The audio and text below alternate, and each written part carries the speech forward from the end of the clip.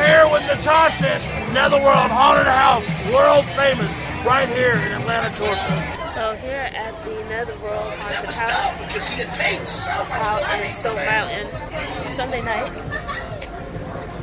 Check it out, see what's going on. I just completed the first part of it. It was absolutely insane. As somebody that likes movies and like the production of movies and whatnot, it was super cool. They had like all kind of props, things pop out at you. In addition to that, you also had actors and whatnot. It was, I don't even know how to describe it. Like the last time I've been to a haunted house was probably when I was a kid at like Coney Island. But it was absolutely insane. The other haunted houses that I'd been to as a kid, it's like you get into, if you think of it something like a roller coaster. So you get into a car, it rides you down the tracks and whatnot. And then you ride down the tracks. But like, the stuff is kind of stationary. It's kind of cheesy. It was scary as a kid though.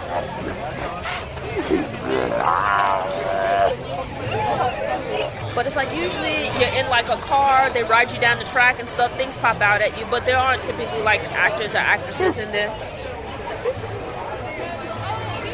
But with this here, it was like, it's my first time going to like a haunted house like this, and it was absolutely, it was worth it. I would do it again. I think like if you were to do it with like a group, it'd be super cool.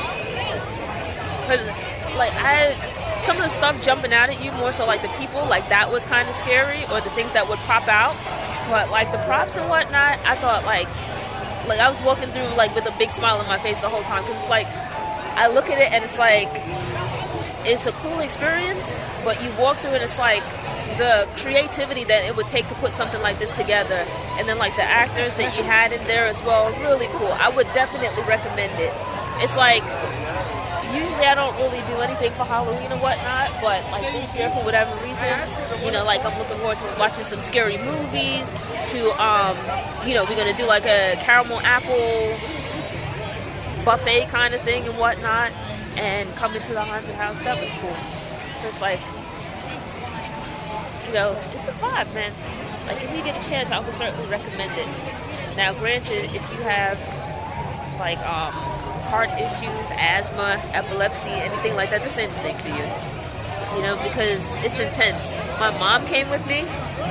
I was, you know, I asked her at the last minute, like, if she wanted to come, because I decided to come at the last minute.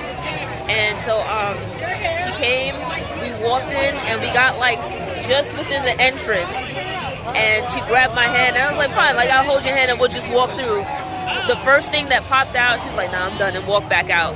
And so she waited outside for me, and I went through the rest of it. It was like, it was super, super cool. I would highly recommend it. Now, your ticket includes admission to two parts of the haunted house. The first part is like your traditional haunted house, which is like, you know, scary stuff and whatnot. The second part, which is crypto chaos, to my understanding, is more of like an insane asylum kind of thing, or like a hospital kind of thing. So just decided to take a little break to record. Now, granted, you can't record inside the haunted house because they'd like to keep it a surprise for everyone. You know, part of it is walking through and not really knowing what to expect. So once you finish the first part of the haunted house, there's a midway. And in this area, as I said, you can't take photos or shoot video or whatever within the haunted houses. But in this area here, you have a lot of props and like sets and things like that, as well as characters walking around that you can take pictures with. So you can get your photo ops there. In addition to that, there's like seats where you can, you know, take a little rest in between, recover, wait for your heart rate to come down. And in addition to that, you can also get snacks. So there are concession stands where you can get I think like corn dogs, hot dogs, pretzels, popcorn, donuts, things like that. There's also a gift shop. We actually spent like a good little amount of time in this area taking pictures, because I knew that I was going to want to record a video about the experience. And so seeing as I couldn't do it inside the haunted houses, I took the opportunity here. And it was actually really cool to see like the sets outside, or like the little decorative setups and whatnot. You had a lot of people taking pictures, and it's like just a little rest stop on your way to the second part of the haunted house. They scan your ticket at both places, so just make sure that you don't like inadvertently delete your ticket once you exit the first part. Alright, so I just finished the second part of Netherworld. It was cool, but it's kind of like an alien, insane asylum kind of vibe to it. I didn't think that part was that scary, but at the same time, I like the props and whatnot, so that was interesting to me. But my favorite part was like the first haunted house that you go into. I think the tickets, they break down to about $35 or so. I would say like it's worth it. For kids, maybe not so much. I think if it's just like you, it's like a cool vibe on like a Friday or something like that. I think it would be fun, especially if it's you and like a group of friends. But granted, when you look at the calendar, they have like the price varies by days. So as you get closer to Halloween, and then on Saturdays and things like that, Friday and Saturdays, it'd be more expensive. I came on a Sunday night, and I bought my tickets like right when I was leaving home, because the tickets are timed to make sure I wouldn't have any problems with entry.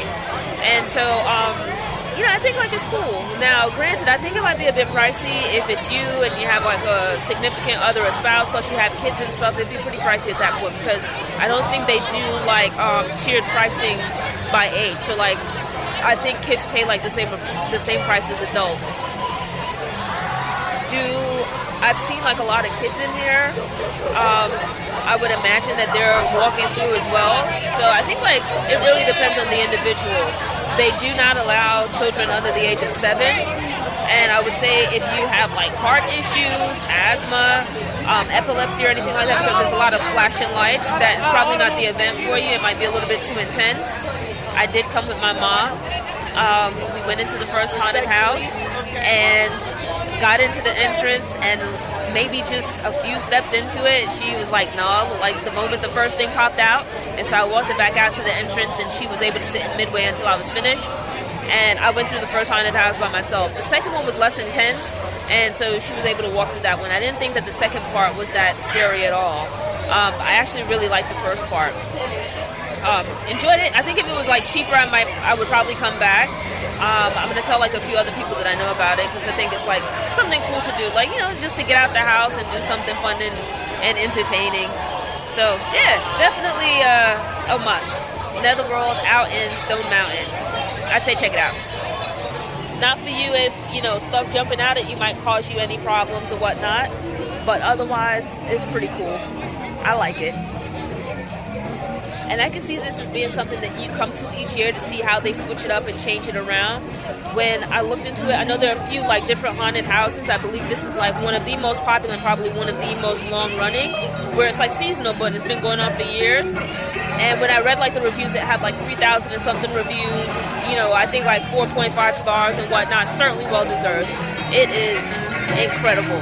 So actually, it turns out Netherworld is like a year-round thing where they have escape rooms. I love escape rooms. So this might be something to come back and check out later on.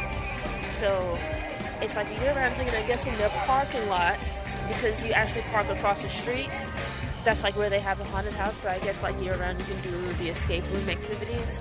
And then at Halloween, they use their parking lot to do the haunted house stuff. So it's a cool little vibe if you're into this kind of stuff. I think it's pretty cool, a little bit pricey, but I think it's worth it, like for the experience. I'd recommend it. Thanks for tuning in. To ensure you don't miss any episodes, subscribe to the channel, click the notification bell, go ahead and click that thumbs up button if you like what you saw, and go ahead and share it on social media.